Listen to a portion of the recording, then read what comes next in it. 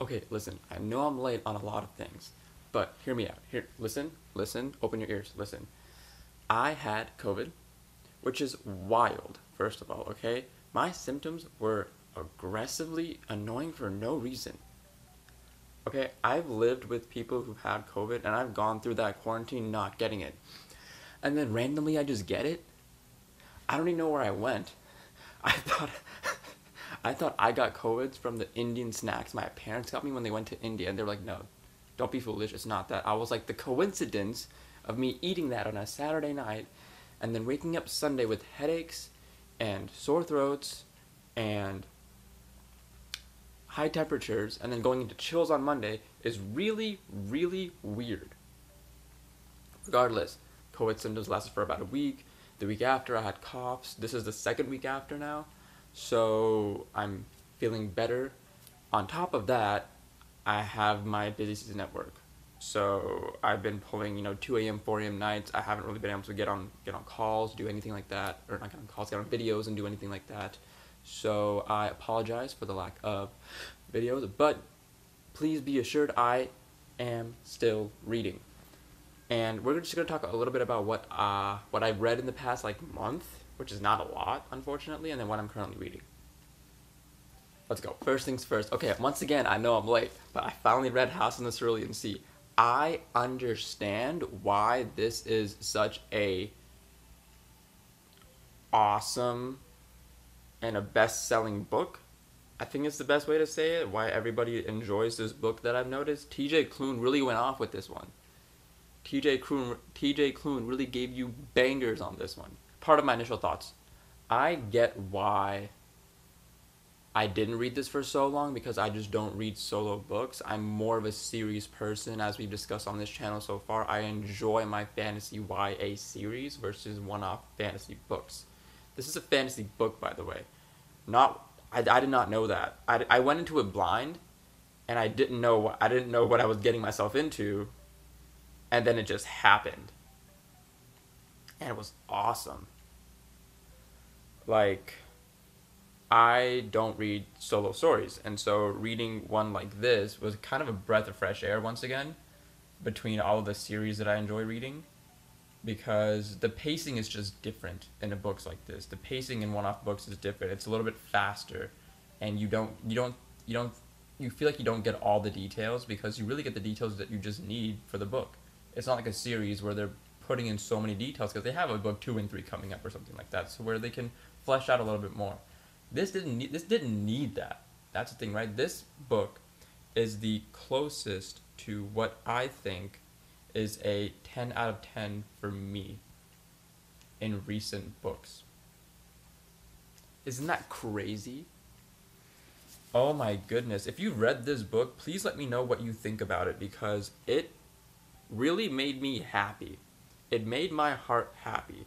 There were parts of it that I was like, earlier on I was getting bored. I wasn't really into Linus Baker, but it kept going. He kept feeding you more about the world, feeding you a little bit more about the plot, the situation, introducing the other characters, and you really just start a heartwarming story wrapped in 300 pages?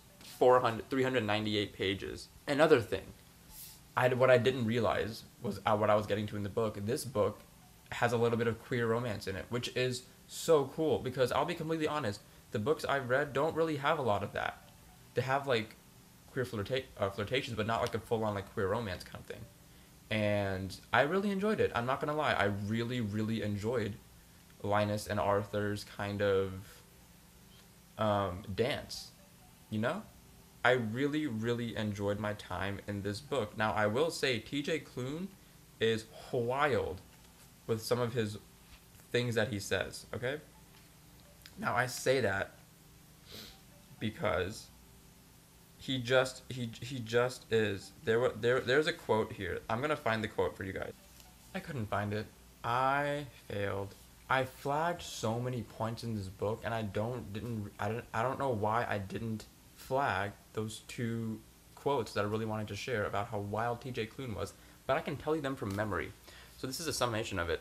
So the first quote is when Linus is driving up to a certain point, and he looks to his. I think either he's in a room or he's in his car, and he looks at an envelope, and the quote read, "The envelope was thick, bursting at its seams."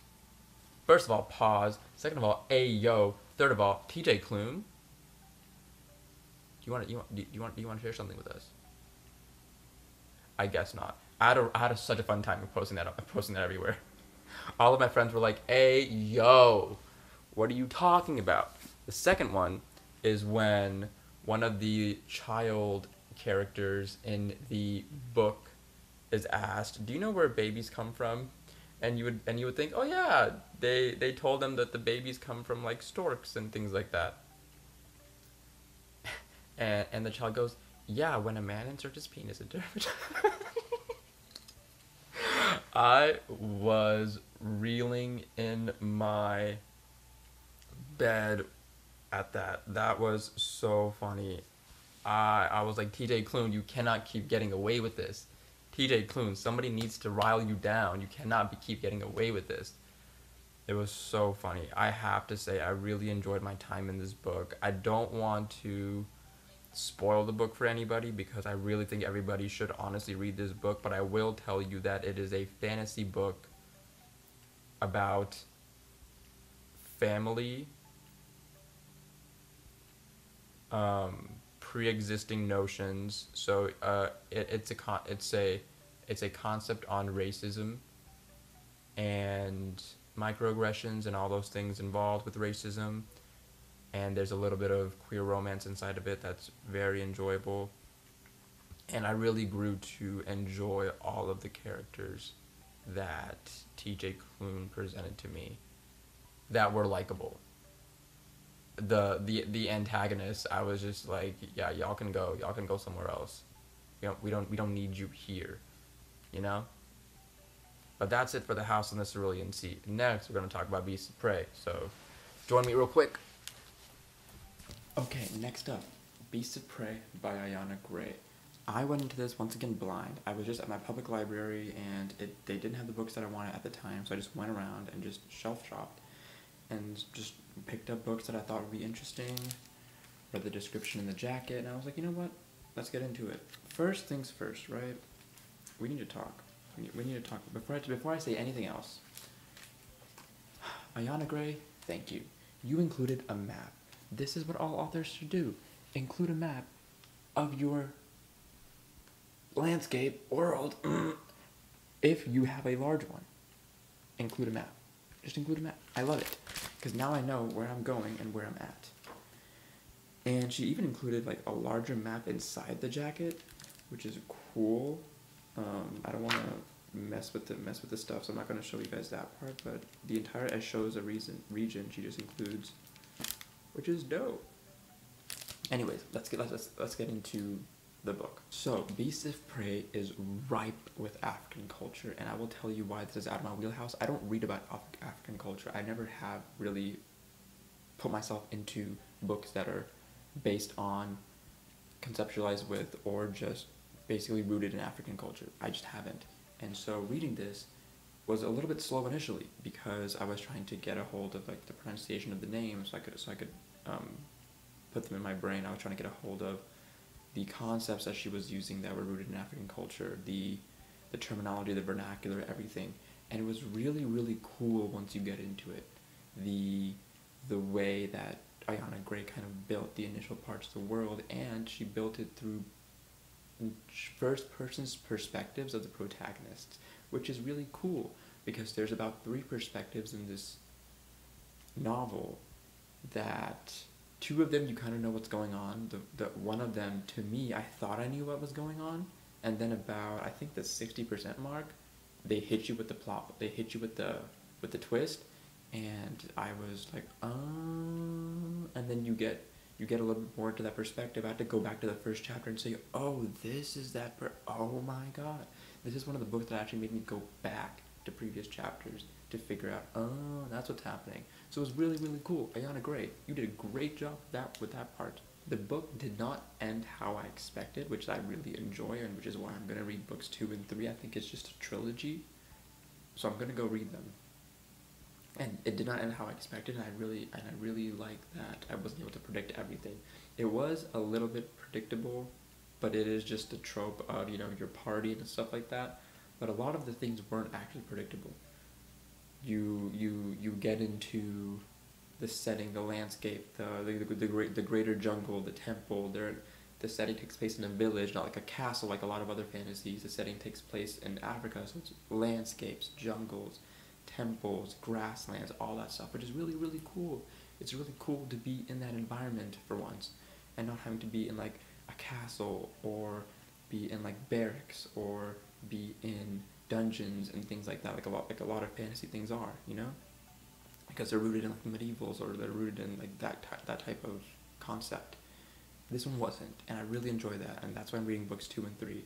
I think it was a solid like 6 or 7 for me. I enjoyed it. I liked it. It wasn't amazing for me, but it wasn't awful for me. And that's really it for Beasts of Prey. Let's talk about a little bit of the plot, and it's really the last sentence of the summary in the jacket that really does it for me. It says, "The start of a stunning and sweeping fantasy series from debut author Ayana Gray, Beasts of Prey is an epic adventure where monsters hide in plain sight, and 2 determined teens must decide whether to fight for what they've always dreamed of, or for each other." I really liked that. I really liked the interplay between the 2 protagonists. The supporting cast was really interesting. And right at the end, Ayana Gray hits you with a crazy,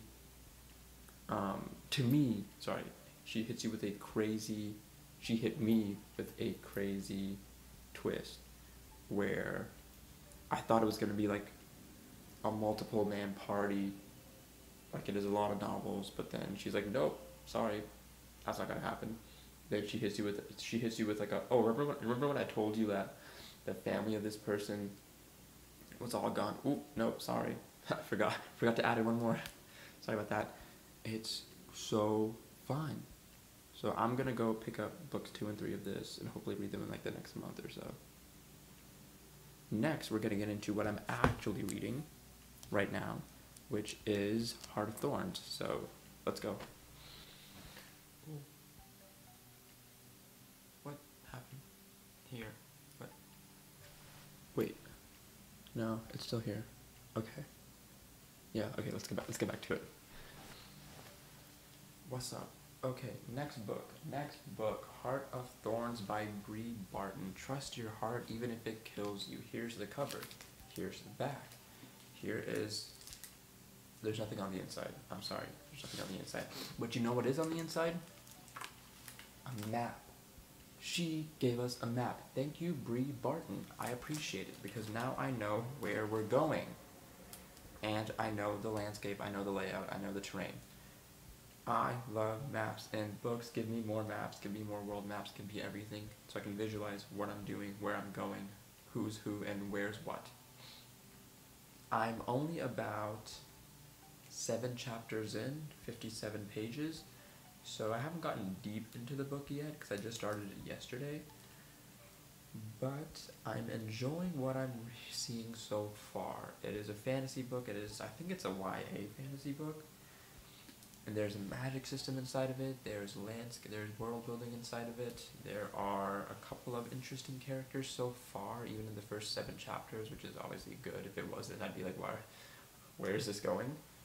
And what else can I say about this? I'm enjoying what they're doing so far with setting up the plot. It does feel a little bit tropey and predictable in terms of, here's this pre-existing notion in the world, here's this protagonist who has that pre-existing notion in the world, here is this protagonist's supporting character or associated character that is trying to, that you think has thoughts against that pre-existing notion.